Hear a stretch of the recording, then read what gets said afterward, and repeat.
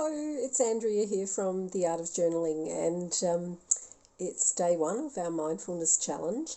And today I just want to do a couple of definitions about mindfulness. But before I begin, I'm just going to use a drop of frankincense to center myself, to ground myself. So I'm just going to use my portable diffuser, my hands, and breathe deeply. So any of you who have purchased the Mindfulness collection from Young Living, you'll have a 5 ml bottle of frankincense, which has about 90 drops, so I only used one then. And frankincense is a beautiful oil. I'll unpack it in a later post, but it always reminds me of Ethiopia because the Ethiopians use the resin itself when they do their welcome coffee ceremony, and they are creating their coffee, but they're also burning the resin, and so the incense rises, and it's just a reminder to me of taking time for community. So tonight I want to talk about mindfulness. And what is mindfulness really? It's a funny term, mindfulness. It's actually got nothing to do with having a full mind. It's actually quite simple. It's not much more than being able to focus on the present moment and attend to that moment with curiosity and acceptance and without judgment.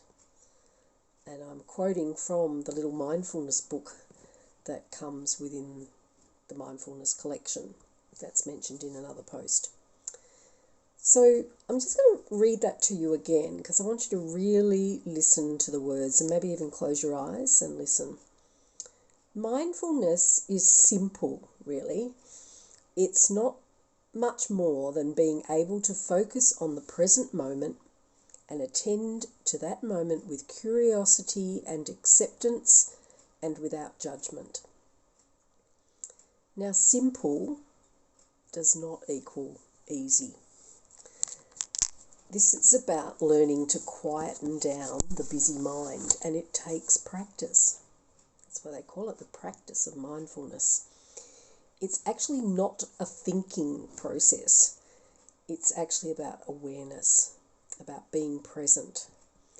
And the attitude that you need to bring when you're developing the practice of mindfulness is an attitude of openness, interest, receptiveness, not struggling, not striving to make it happen, not judging yourself, beating yourself up, telling yourself you should be more present. Be more present. That's not going to work. So it's about it's not about avoiding what's going on really in your life. It's just being in the moment. So my goal for this series, this Mindfulness Challenge series, is to help connect you back to your sense of calm, your joy, your childlike wonder, to teach you some new skills and to provide a supportive community as we do that, as we all learn together.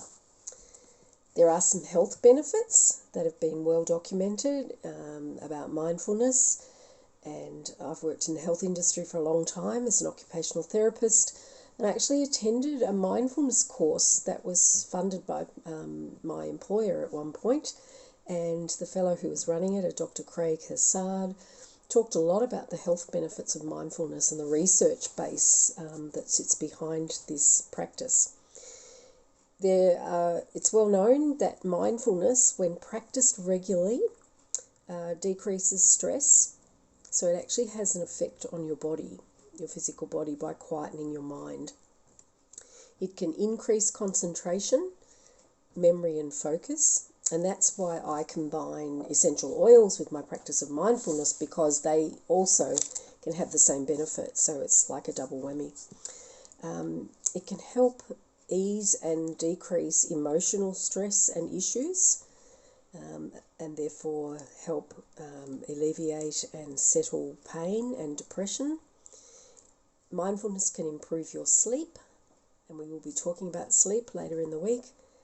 And because you're more present, it can also improve relationships, because the first part of listening to someone is being present. So how do we go about mindfulness? Well, we're going to unpack that over the next few weeks, if not maybe a couple of months. I don't know how long it's going to take, but a minimum of 30 days. But one of the first things I want to talk to you about is using and employing your 5 senses.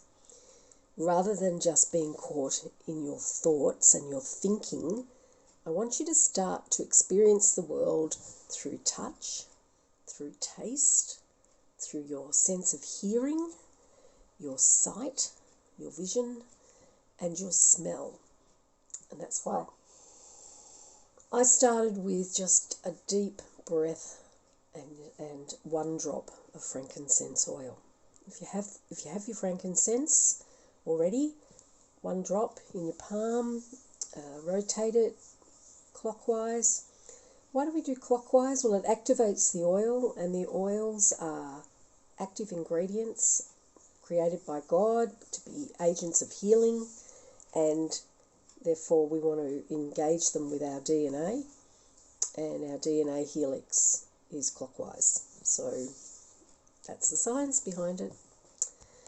So that's a little to start with, but I guess the first thing I want you to think about is over the next little while to start noticing things rather than judging them.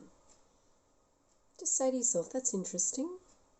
Be aware of what you're seeing, smelling, hearing, tasting, touching. We can change our viewpoint quite rapidly when we change our perception. And one of the ways we can do that is by being inquisitive ourselves, but we can also ask other people how they see the same situation. How did you see that? What did you feel when that happened? So a couple of actions that I'd like you to take from this first post on what is mindfulness.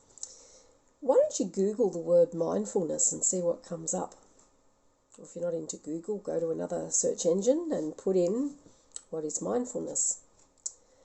And I'd also like you to share in the comments at least 1 goal that you have for the next 30 days, or for the next however long it takes you to do these units. I don't have a time frame. I'm just going to record for the next 30 days and we'll see where we go from there. What do you want to get out of this mindfulness challenge? And this is a no judgment zone, so just share it like it is. And I look forward to seeing you in the next post. Be present.